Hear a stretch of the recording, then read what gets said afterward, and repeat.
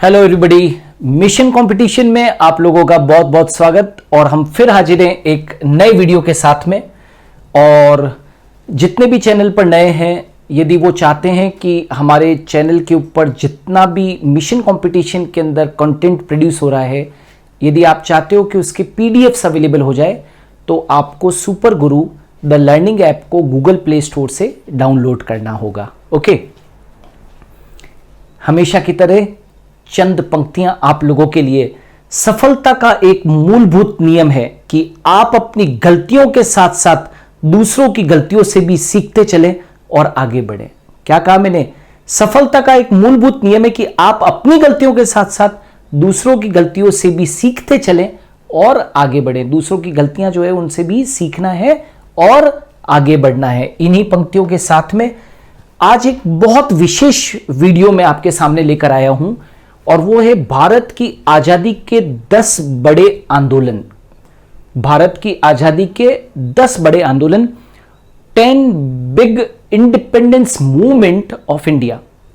और ये जो भारत की आजादी के 10 बड़े आंदोलन थे, यही आंदोलन जो हुए उन्होंने ही हमको आजाद करवाया था अंग्रेजों से। इनमें बहुत सारे आंदोलन, जितने भी महत्वपूर्ण मूवमेंट है, वो आज मैं सारे के सारे यहां पर डिस्कस करने वाला हूं। एग्जामिनेशन पॉइंट ऑफ व्यू से बहुत बहुत महत्वपूर्ण है। तो चलिए, इन 10 जो इंडिपेंडेंस मूवमेंट थे, यानी कि 10 आजादी के बड़े जो आंदोलन थे, उनमें से सबसे पहले बेसिक समझ लो कि वो आंदोलन क्या क्या थे, किस तरीके से हुए थे, उसका बेसिक समझो। भारत की आजादी के यदि अभी तक हम लोग बात करें तो कितने साल हो चुके हैं? 75 साल हो चुके हैं। और इस आज़ादी को पाने के लिए हमारे देश को एक लंबी लड़ाई लड़नी पड़ी थी, ये सब जानते हैं। ये जो आज़ादी आप लोगों को दिखाई दे रही है, ये इतनी आसान नहीं थी। कई देशभक्त फांसी के फंदे पर चढ़े, लाखों लोगों ने अपनी जान की आहुति दी, तब कहीं जाकर आज हम आज़ाद हवा के अंदर सांस ले पा रहे हैं। इस लड़ाई में कई आंदोलन हुए, जिसके बाद 15 अगस्त 1947 को एक नया सवेरा आया और उस दिन हमारा देश क्या हुआ? आज़ाद हुआ। तो आज़ादी से जुड़े 10 बड़े आंदोलन जो है, जिसकी वजह से हम भारतवासियों को आज़ादी मिली, वो 10 बड़े आंदोलन आज के इस वीडियो के अंदर डिस्कस करने जा रहा हूं। बहुत बहुत विशेष है, इसके ऊपर कॉन्सेंट्रेट कीजिएगा, फोकस कीजिएगा। 1857 का विद्रोह, आप यूं समझ लीजिए कि ये हमारी देश की आज़ादी के आंदोलन जो हुए थे, उसमें से सबसे पहला बड़ा आंदोलन था। 1857 का विद्रोह जो था, 1857 का विद्रोह को प्रथम भारतीय स्वतंत्रता संग्राम के नाम से भी जाना जाता है, क्योंकि जितने भी आंदोलन हुए उन सब में से जो पहला सशस्त्र आंदोलन था वो यही था। छोटे मोटे आंदोलन तो बहुत होते रहे थे, लेकिन 1857 का जो विद्रोह था, उसको माना जाता है कि भारतीय स्वतंत्रता संग्राम का ये पहला आंदोलन था। इसीलिए तो इसको हम भारतीय स्वतंत्रता संग्राम के नाम से भी जानते हैं। मतलब यूं समझ लो कि ब्रिटिश शासन के खिलाफ पहला यदि कोई सशस्त्र विद्रोह था तो वो कौन सा था? 1857 का विद्रोह था। यह विद्रोह 2 वर्षों तक भारत के विभिन्न क्षेत्रों में चला। कितने वर्षों तक? 2 वर्षों तक ये भारत के अलग अलग क्षेत्रों में चला था। और इस विद्रोह का जो आरंभ है, याद रखना, इस विद्रोह का आरंभ मेरठ सहित देश के विभिन्न छावनी क्षेत्रों में छोटी झड़पों और आगजनी से हुआ था। क्या कहा मैंने? इस विद्रोह का जो आरंभ हुआ था वो मेरठ सहित देश के विभिन्न छावनी क्षेत्रों में छोटी झड़पों और आगजनी के रूप में हुआ था। और आगे चलकर ही जो आंदोलन छोटी झड़पों और आगजनी की घटनाओं से शुरू हुआ, वही आंदोलन आगे चलकर उस आंदोलन ने क्या लिया? बहुत बड़ा रूप लिया। इसको हम कहते हैं 1857 का विद्रोह। बस यहां से यूं समझ लीजिए कि पतन चालू हो गया था दूसरे लोगों का, ठीक है ना। और भारत की आज़ादी का रास्ता धीरे धीरे खुलने लग गया था। लेकिन 1857 से लगाकर और 1947 तक एक लंबा इंतज़ार करना पड़ा, इन सालों के अंदर कई लोगों ने अपनी जानों की आहुति दी, तब कहीं जाके देश क्या हुआ, आज़ाद हुआ। तो पहला जो विद्रोह था वो 1857 का विद्रोह था। दूसरा विद्रोह आते हैं नील विद्रोह। 19वीं शताब्दी के लगभग मध्य से लेकर, क्या कहा मैंने, 19वीं शताब्दी के मध्य से लेकर भारत की स्वतंत्रता प्राप्ति तक अंग्रेजी शासन के विरुद्ध अनेक किसान आंदोलन हुए। क्या कहा मैंने, 19वीं शताब्दी के मध्य से लगाकर यदि हम देखें तो भारत की स्वतंत्रता प्राप्ति तक अनेक आंदोलन हुए ब्रिटिश सरकार के खिलाफ, ब्रिटिश शासन के खिलाफ, राइट। उनमें से कई सारे आंदोलन थे, उनका नाम यहां पर दे रहा हूं मैं। नील आंदोलन है ना, पाबना आंदोलन, दक्कन विद्रोह, किसान सभा आंदोलन, एका आंदोलन, सारे के सारे किसान आंदोलन थे। मोपला विद्रोह, बारडोली सत्याग्रह, तेभाग आंदोलन, तेलंगाना आंदोलन इत्यादि। क्या कहा मैंने कि इस ब्रिटिश शासन के खिलाफ अनेक किसान आंदोलन हुए। उनके मुख्य नाम क्या क्या हैं, नील आंदोलन, पाबना आंदोलन, दक्कन विद्रोह, किसान सभा आंदोलन, एका आंदोलन, मोपला विद्रोह, बारडोली सत्याग्रह, तेभाग आंदोलन, तेलंगाना आंदोलन इत्यादि। ये कुछ आंदोलन थे, विशेष आंदोलन थे। लेकिन इन सब में भी जो नील विद्रोह था, इनमें 1859 और 60, 1859 से 1860 के बीच में बंगाल में हुआ, बंगाल के अंदर हुआ नील विद्रोह किसानों का अंग्रेजी शासन के विरुद्ध पहला संगठित और सर्वाधिक जुझारू विद्रोह था। परीक्षाओं के अंदर पूछ सकते हैं कि नील विद्रोह कौन सा था, तो ये किसान आंदोलन था। और ये जो किसान आंदोलन था ये शुरू हुआ था कहां पर, बंगाल के अंदर। 1859 से 1860 के बीच में नील विद्रोह हुआ था और ये किसानों का अंग्रेजी शासन के विरुद्ध पहला संगठित और सर्वाधिक जुझारू यदि कोई विद्रोह था तो वो कौन सा था, नील विद्रोह था। तो इतिहास के पन्नों में नील विद्रोह का भी एक विशेष स्थान है, परीक्षा में पूछ सकते हैं, आपको आना चाहिए। ऑलराइट, तो पहला 1857 का विद्रोह, फिर उसके बाद में 1859 से 1860 के बीच में बंगाल में हुआ विद्रोह जिसका कि नाम था नील विद्रोह। जलियांवाला बाग कांड है ना, जलियांवाला बाग कांड, ये तो आप सब जानते हो कि जलियांवाला बाग कांड कितना बड़ा कांड हुआ था। ठीक है, यह घटना 13 अप्रैल 1919 की है, इस डेट को नहीं भूलना है। यह घटना 13 अप्रैल 1919 की है, 1919 की है। अमृतसर के जलियांवाला बाग, भूलना नहीं, पंजाब अमृतसर के जलियांवाला बाग में ब्रिगेडियर जनरल रेजिनॉल्ड डायर के नेतृत्व में, रेजिनॉल्ड क्या था, उस ब्रिगेडियर जनरल कौन था, रेजिनॉल्ड डायर के नेतृत्व में अंग्रेजी फौज ने गोलियां चला के निहत्थे, बूढ़ों, महिलाओं और बच्चों सहित सैकड़ों लोगों को मार डाला था। राइट, हजारों लोगों को घायल भी कर दिया था। यदि किसी एक घटना ने भारतीय स्वतंत्रता संग्राम पर सबसे अधिक यदि कोई प्रभाव डाला तो वो यही घटना थी, क्योंकि यह एक जघन्य हत्याकांड ही था। क्योंकि बेबस निहत्थे बच्चे, बूढ़े, महिलाएं, उन सब के ऊपर इस जनरल रेजिनॉल्ड डायर ने, ब्रिगेडियर रेजिनॉल्ड डायर ने अंधाधुंध गोलियां चलाई 13 अप्रैल 1919 को। कहां पर, जलियांवाला बाग के अंदर, जो कहां पर है, अमृतसर के अंदर है। अमृतसर के जलियांवाला बाग में राइट अंधाधुंध गोलियां चलाई गई और उसके अंदर कई लोगों की मौत हो गई। और इसी कारण से भारतीय स्वतंत्रता संग्राम में सबसे अधिक यदि किसी घटना ने प्रभाव डाला तो यही जलियांवाला बाग कांड ही था और इसको हम एक जघन्य हत्याकांड ही कहते हैं। आज भी उसको कई लोग उस जगह को देखने जाते हैं, जलियांवाला बाग हत्याकांड जहां हुआ था। नाउ चौरी चौरा कांड, राइट, ये चौरी चौरा कांड भी एक बहुत बड़ा कांड हुआ था।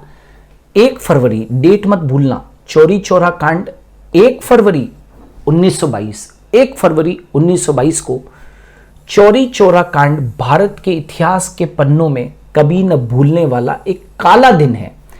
याद रखना, 1 फरवरी 1922, 1 फरवरी 1922, इस दिन चौरी चौरा थाना, एक चौरी चौरा थाना है, चौरी चौरा थाना के दारोगा गुप्तेश्वर सिंह ने आजादी की लड़ाई लड़ रहे बलिदानियों की खुले आम क्या कर दी, पिटाई चालू कर दी। नेचुरल है कि जब आप खुले आम किसी के ऊपर बिना वजह के आप उसके ऊपर उसकी पिटाई करोगे, तो सत्याग्रहियों ने इसके बाद पुलिस वालों पर पथराव शुरू कर दिया। जवाबी कार्रवाई में पुलिस ने गोलियां चलाई और जिसमें ऑन द स्पॉट 260 व्यक्तियों की क्या हो गई थी, मौत हो गई थी। पुलिस की गोलियां तब रुकी जब उनके सभी कारतूस क्या हो गए, पूरे थाने के समाप्त हो गए। और इसी के काउंटर में सत्याग्रहियों का गुस्सा फूट पड़ा और उन्होंने थाने में बंद 23 पुलिस वालों को जिंदा जला दिया। मतलब थाने के अंदर जो 23 पुलिस वाले थे, 23 पुलिस वाले, उनको क्या करा दिया था, जिंदा जला दिया। तो ये जो चौरी चौरा कांड है, ये भी हमारे देश के इतिहास के पन्नों के अंदर एक बहुत बड़ा कांड उभर कर आया। और ये सब आंदोलन अंग्रेजी हुकूमत के खिलाफ दबाव बनाने का एक बहुत बड़ा प्रयास था। शायद ये इतने बड़े मूवमेंट ना होते तो हमें आज़ादी भी ना मिलती। तो चौरी चौरा कांड 1 फरवरी 1922 को चौरी चौरा कांड भारत के इतिहास के पन्नों में दर्ज होने वाला एक काला दिन था, क्योंकि इसी दिन चौरी चौरा थाने के दरोगा गुप्तेश्वर सिंह ने आज़ादी की लड़ाई लड़ रहे सत्याग्रहियों पर खुले आम उनकी पिटाई शुरू कर दी। सत्याग्रहियों ने इसके अगेंस्ट विरोध किया और पुलिस वालों पर पथराव किया। इस पर पुलिस बल ने वहाँ पर एक्शन लिया और ऑन द स्पॉट मौके पर ही जो 260 सत्याग्रही थे उनकी मौत हो गई। इससे सत्याग्रहियों में बहुत ज़बरदस्त गुस्सा फूट पड़ा और उन्होंने उस पुलिस थाने के वहाँ पर उपस्थित 23 23 पुलिस वालों को वहाँ पर ही क्या कर दिया, जिंदा जला दिया। इससे बहुत बड़ा दबाव क्रिएट हुआ था हुकूमत के खिलाफ। असहयोग आंदोलन, असहयोग आंदोलन। अब ये जो असहयोग आंदोलन है, आप सब जानते हैं कि इनसे किनका नाम जुड़ा हुआ है, महात्मा गांधी का नाम जुड़ा हुआ है। सितंबर 1920 से फरवरी 1922, डेटें भूलना मत।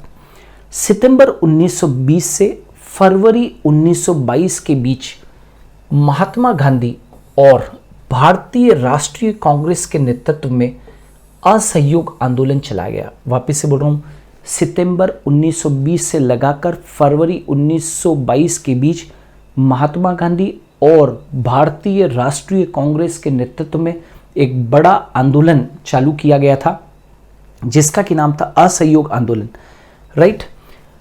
जलियांवाला बाग नरसंहार के बाद में और अनेक जो घटनाएं हुई उसके बाद में गांधी जी को लगने लगा कि ब्रिटिश हाथों में एक उचित न्याय मिलने की कोई संभावना नहीं है। क्या है, जलियांवाला बाग जब नरसंहार हुआ और अनेक उसके समकक्ष अनेक घटनाओं के बाद में गांधी जी को लगा कि ब्रिटिश हाथों में एक उचित न्याय मिलने की कोई संभावना नहीं है, इसलिए उन्होंने असहयोग आंदोलन की शुरुआत की। क्लियर है? वापस से बोल दूं, सितंबर 1920 से लगाकर और फरवरी 1922 के बीच में महात्मा गांधी और राष्ट्रीय कांग्रेस के बीच में, राइट, भारतीय राष्ट्रीय कांग्रेस के नेतृत्व में यह आंदोलन चलाया गया।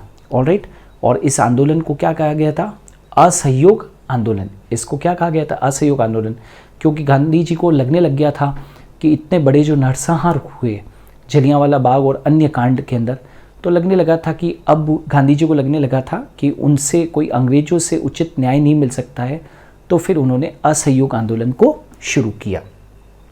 तो कभी कभी पूछ सकते हैं कि गांधी जी का जो एक बड़ा आंदोलन था वो कौन सा था, तो असहयोग आंदोलन।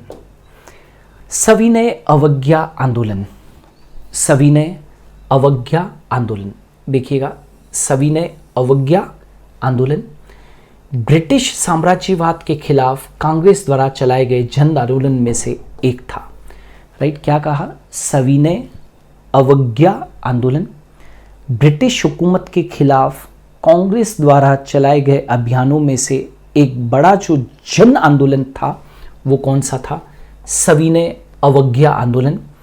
1929 तक भारतीय नेताओं को शक होने लगा था कि ब्रिटेन कभी देश को आज़ाद नहीं करेगा। बहुत बड़े बड़े आंदोलन हुए। 1857 से आंदोलन चलता गया, लंबा खिंचता गया, और ये घटना आ गई अब कहाँ तक? 1929 तक। 1929 तक भारतीय जितने भी भारत के बड़े नेता थे, स्वतंत्रता आंदोलन से जुड़े स्वतंत्रता सेनानी थे, उनको ये शक होने लगा कि ब्रिटेन जो है वो देश को कभी आज़ाद नहीं होने देगा, और न ही वह औपनिवेशिक स्वराज्य प्रदान करने की अपनी घोषणा पर अमल करेगा, और न ही वह औपनिवेशिक स्वराज्य प्रदान करने की अपनी घोषणा पर अमल करेगा। तो फिर क्या हुआ? इस बात को ध्यान में रखते हुए 1930 में कांग्रेस द्वारा एक बड़ा अभियान चलाया गया, जन आंदोलन चलाया गया, सविनय अवज्ञा आंदोलन। तो 1930 में सविनय अवज्ञा आंदोलन को चलाया गया। इसका उद्देश्य कुछ विशिष्ट प्रकार के गैर कानूनी कार्य सामूहिक रूप से करके ब्रिटिश सरकार को झुका देना था। सविनय अवज्ञा आंदोलन, अवज्ञा का मतलब क्या? किसी चीज को मानना नहीं। तो कुछ विशिष्ट प्रकार के गैर कानूनी कार्य सामूहिक रूप से करके, इसका उद्देश्य क्या था? कि कुछ विशिष्ट प्रकार के गैर कानूनी काम किए जाएं, राइट, और सामूहिक रूप से ब्रिटिश सरकार को क्या कर देना? झुका देना ही इस आंदोलन का मोटो था।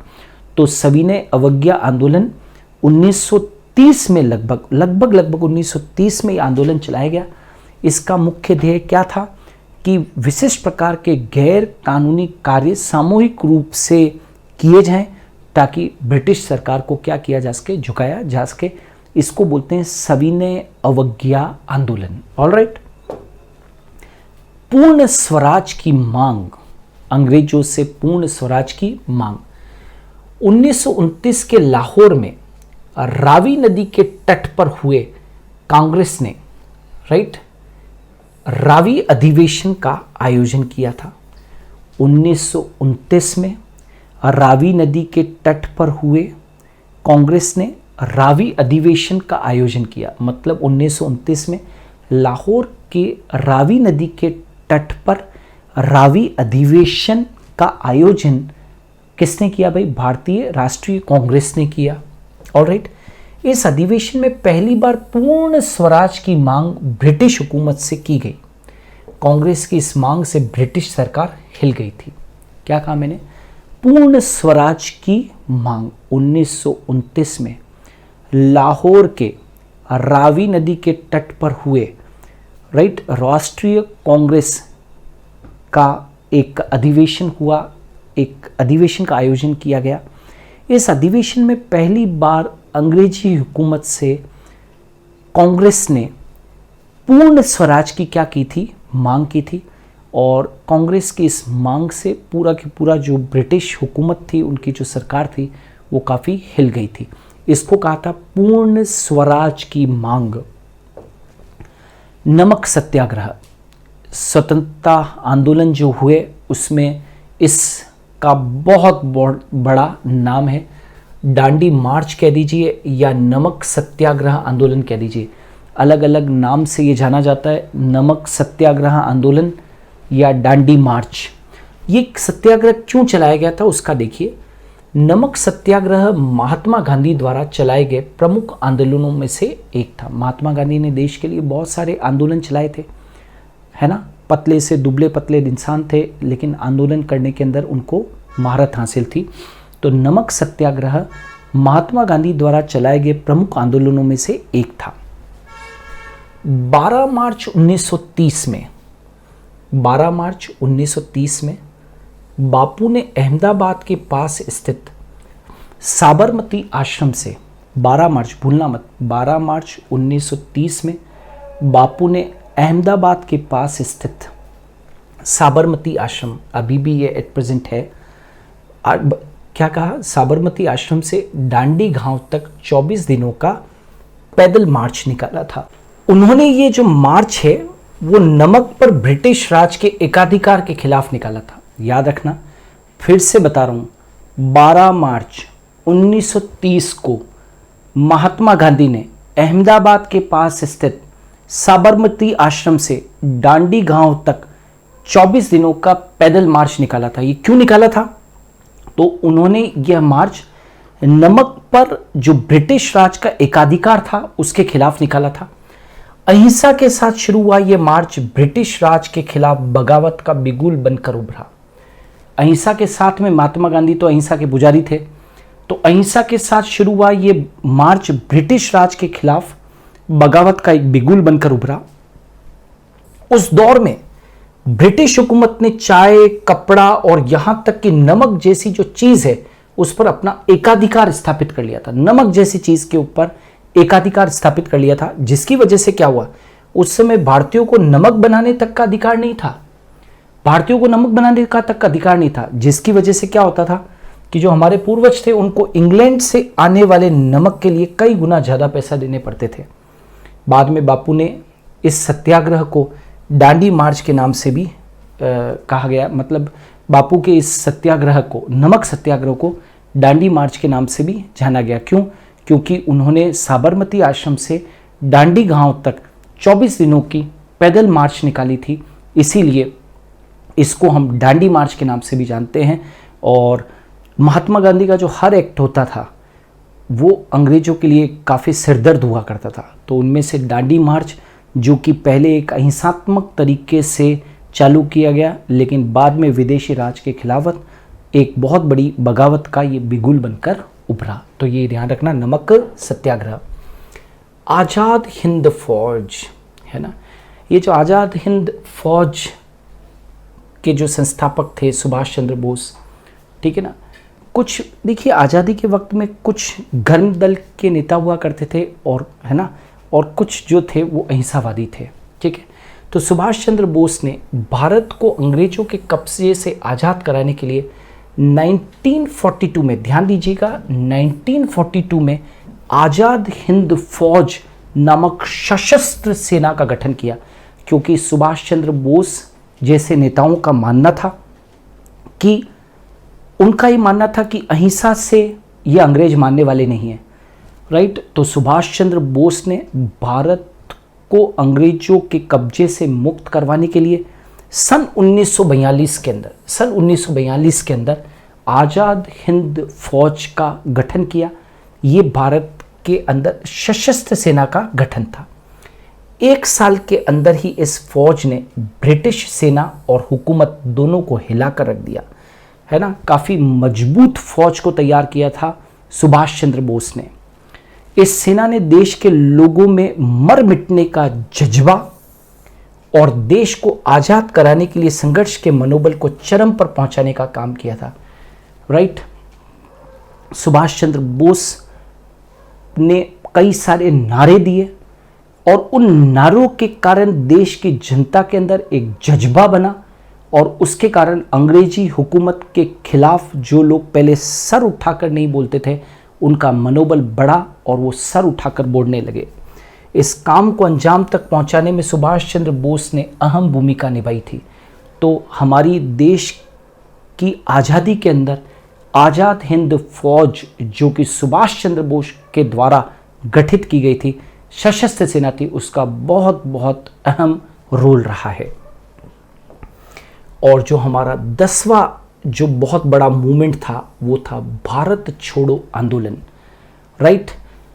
भारतीय स्वतंत्रता संग्राम में निर्णायक भूमिका निभाने वाला भारत छोड़ो आंदोलन ने अंग्रेजी हुकूमत की नींव को हिलाने का क्या किया था, काम किया था। ये बहुत बड़ा आंदोलन था भारत छोड़ो आंदोलन।